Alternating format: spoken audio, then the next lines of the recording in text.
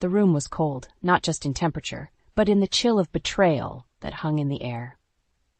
I, Evelyn, sat numbly at the oak table, my hands trembling slightly as the lawyer, Mr. Thompson, read aloud the will of my late father. Martin, my husband of over 30 years, stood beside me, his eyes greedily scanning the document. Linda, my brother David's wife, sat across from us, her face poorly concealing a smirk. The entire estate, valued at approximately $100 million, will be inherited by David, the eldest son, Mr. Thompson announced in a matter-of-fact tone. My heart sank. But how can this be? I whispered, more to myself than anyone else. My gaze fell upon the will, the words blurring as tears welled in my eyes. I had endured Martin's cold indifference and harsh words for years, clinging to the hope that my father's inheritance would be my ticket to freedom. Martin scoffed. Well, this settles it, Evelyn. Your dramatic fantasies of independence are over. Linda chimed in, her voice dripping with false sympathy.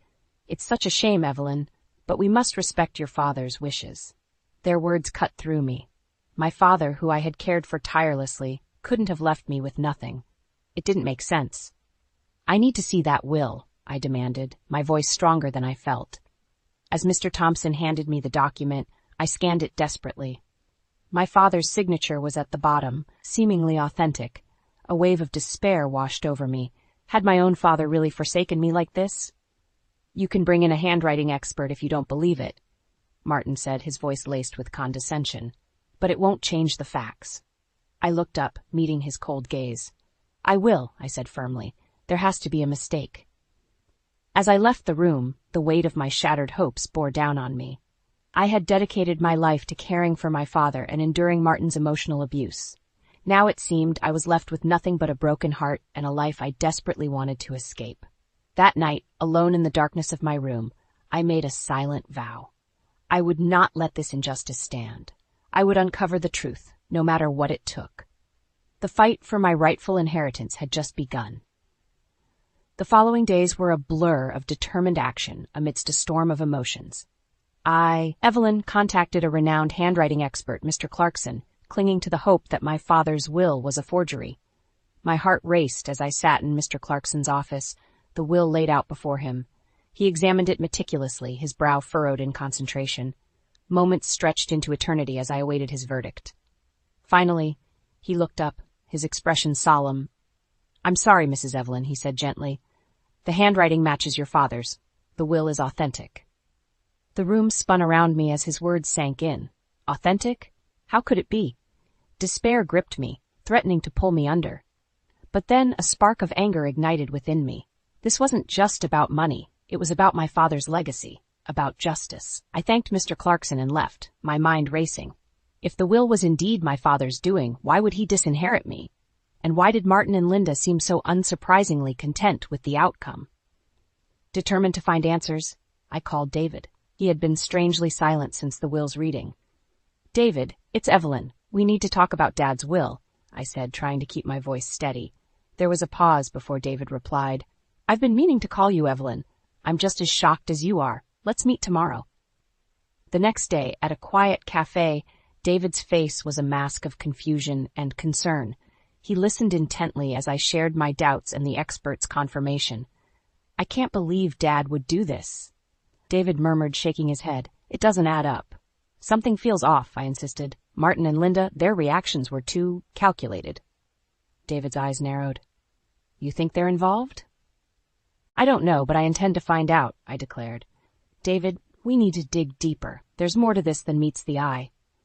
David nodded, a resolute expression forming on his face. I'll support you, Evelyn. Let's uncover the truth together. That evening, I lay in bed, my thoughts a whirlwind. The truth was out there, hidden beneath layers of deceit. Martin and Linda would not get away with this. I would fight for what was rightfully mine, for my dignity, for justice. This was no longer just about inheritance. It was a battle for my very soul, and I was ready to wage war. The next few days were a whirlwind of clandestine meetings and whispered phone calls. David had hired a private investigator, Mr. Green, to delve into Linda's recent activities. We were both desperate for any shred of evidence that could shed light on the situation. In my kitchen, under the harsh fluorescent light, David and I huddled over Mr. Green's preliminary report. My heart pounded as David read aloud. According to this, Linda has been making frequent secretive visits to a downtown law office, David said, his brow furrowed. A law office? I echoed, a sense of foreboding washing over me. And there's more, David continued, his voice hardening.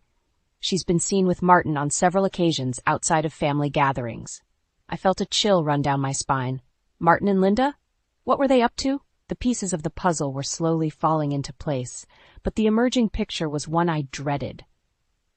We need to confront them, I said, my voice trembling with a mix of fear and resolve. David placed a hand on my shoulder, his gaze firm. We will, Evelyn, but we need more evidence first. We can't tip our hand too soon. He was right, of course. We had to be strategic, but the waiting, the not knowing was excruciating. In the meantime, David advised me to claim my statutory share of the inheritance. Even if Dad's will is legitimate, you're still entitled to a portion of the estate, he explained. I hesitated. The idea of accepting even a fraction of what I felt was rightfully mine left a bitter taste in my mouth. But David was insistent. It's your right, Evelyn, and it might give us more leverage in finding out what's really going on. So, with a heavy heart, I agreed. I would claim the family home and land, valued at $10 million. It was a far cry from the $50 million I had hoped for, but it was something. A few days later, we confronted Martin and Linda. Their reactions were as cold and calculated as ever. The decision has been made, Evelyn. Don't stir up trouble now, Martin said, his voice dripping with disdain. Linda echoed his sentiment, her eyes glinting with malice. Really, Evelyn, you should be grateful for what you're getting. I clenched my fists, struggling to maintain my composure. Their smug arrogance was infuriating, but I knew I had to play the long game. Don't worry, I said, my voice steady despite the turmoil inside me. I'll get what's rightfully mine. As I left the room, their laughter echoed behind me, mocking and cruel, but it only fueled my determination. I would have my revenge, and they would pay for their treachery. The battle lines were drawn, and I was ready to fight. The days following our confrontation were tense. I could feel Martin's and Linda's mocking glares at every turn, but I refused to be cowed. David and I were patient, biding our time as Mr. Green continued his investigation. Then, one rainy afternoon, David called me with a voice trembling with suppressed excitement. Evelyn, you need to come over. We've found something. I rushed to his house, heart pounding with anticipation. David greeted me with a folder in his hands, his eyes burning with a mix of anger and triumph. Look at this, he said, spreading out a series of documents on the dining table. Dad made another will, years ago. It was never revoked. My hands shook as I read the older will. It was a stark contrast to the recent one. This document left 3/4 of the estate to me and 1/4 to David. There it was, in my father's unmistakable handwriting, a beacon of hope amidst the darkness. But why? I whispered, tears of relief and confusion mingling. David's jaw clenched. I think Dad knew something might happen. He was protecting us. The room felt suddenly colder as the implications sank in. Our father had foreseen the possibility of deceit and betrayal. We need to expose Martin and Linda, I said, a newfound resolve stealing my voice. David nodded, a determined glint in his eye. We will, and we have the perfect opportunity. The following week, we called for a family meeting under the pretense of discussing the estate. Martin and Linda arrived, smug smiles plastered on their faces, unaware of the storm that was about to hit them. As they settled in, David began, his voice calm but commanding. Before we proceed, there's something you both should see. He laid out the older will for them to see. The color drained from Linda's face, while Martin's eyes widened in shock. This can't be real, Linda stammered. It's as real as it gets, David said coldly. Notarized and everything. Martin's face contorted with rage. You're trying to swindle us out of our rightful inheritance. I stood up, facing them both. No, Martin, you're the one who's been trying to swindle me. You and Linda. But it's over now. Linda's composure crumbled, her voice rising in panic. But the stocks, the money, it's supposed to be ours. David leaned in, his voice icy. You were so busy plotting, you didn't see the bigger picture. The majority of the estate's value is worthless now. The real value lies in the real estate, which, according to the legal will, goes mostly to Evelyn. The realization hit them like a physical blow. Martin's face turned a shade of purple, while Linda seemed to shrink in her seat. "This isn't the end," Martin hissed. "We'll fight this." "Go ahead," I said, my voice steady. "But remember, we have evidence of your deceit, and we're not afraid to use it." As they left, their defeat was palpable. The tables had turned, and justice, though delayed, was finally within my grasp. The battle was won, but the war was far from over. The revelation of the older will sent shockwaves through our small family circle. Martin and Linda, once arrogant and unassailable, now seemed like cornered animals, desperate and dangerous. In the days that followed, David and I prepared for the inevitable legal battle. We armed ourselves with the best lawyers, ready to defend the truth of the older will. But as we strategized, an unexpected twist unfolded. David received a call from Mr. Green, our private investigator. His voice was grave. "I've uncovered something you both need to see." We met in David's study, the rain pattering against the window pane setting a somber mood. Mr. Green laid out a series of photographs and documents on the desk. They depicted Martin and Linda in various clandestine meetings, their body language intimate, betraying an affair. I felt a nauseating mix of disgust and vindication. "So it was them all along," I muttered. David's face hardened. "They've been playing us for fools, but they won't get away with it." The final blow came when Mr. Green revealed the extent of the estate's devaluation. The stocks, once the backbone of the inheritance, were practically worthless. The real estate, my portion according to the older will, was the only asset of significant value. Armed with this knowledge, we confronted Martin and Linda at the lawyer's office. Their faces, once smug, were now masks of anxiety and fear. "Seems like your little plan backfired," David said coldly. Martin's face turned a deep shade of red. "This is nonsense. Those stocks are worth millions." "Not anymore," I interjected, relishing the moment. "Your greed has led you to a dead end. And let's not forget the affair." Linda's face crumbled, tears streaming down her cheeks. "It's not what it looks like. We were just what?" I snapped. "Conspiring? Betraying? You're both despicable." The lawyer cleared his throat. "Given these revelations, we need to revisit the terms of the inheritance." Martin was seething. "You can't do this. We'll take this to court." "Go ahead," David said calmly. "But remember, we have all the evidence we need to expose your lies and your affair.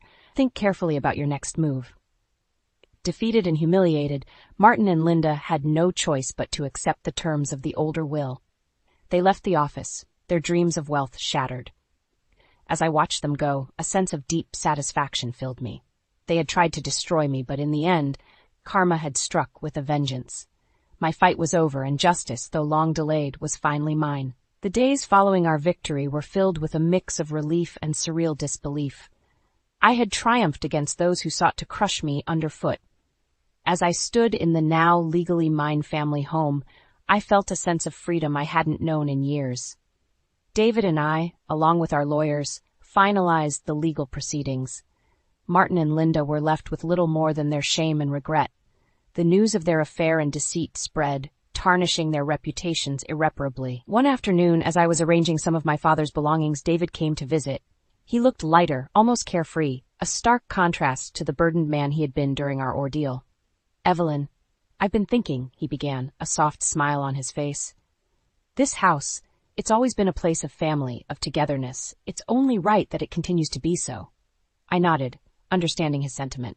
"It's a big house, full of memories. It should be filled with life, with joy." "That's why I've decided to move back here with you," David said warmly. "After everything, I think it's what Dad would have wanted." The idea of living with David, of rebuilding our family bond in the home we grew up in, filled me with happiness. "I'd like that very much," I replied, my voice thick with emotion. In the following weeks, we transformed the house. We repaired what had been neglected, revitalized the gardens, and filled the rooms with laughter and warmth. The house, once a symbol of my imprisonment, was now a beacon of hope and renewal. As for Martin, his affair with Linda led to his downfall. His once prominent career crumbled as colleagues and friends distanced themselves. Linda, too, found herself isolated, her manipulative nature exposed for all to see. I, on the other hand, embraced my newfound freedom. I started hosting community events, inviting neighbors and friends to share in the joy of my home. The house became a hub of activity, a place where people came together, just as David and I had envisioned. In time, I also began a small business, using my skills and experiences to empower other women who had faced similar struggles. My story, once a tale of sorrow and oppression, became one of resilience and strength. As I sat in the garden one evening, watching the sunset paint the sky in hues of orange and pink, I reflected on my journey. The pain, the betrayal, the fight for justice, it had all led me to this moment of peace. I had lost much, but in the end I had gained something far more valuable: my freedom, my dignity, and a chance to start anew. The darkness of my past was behind me, and ahead lay a future bright with possibility.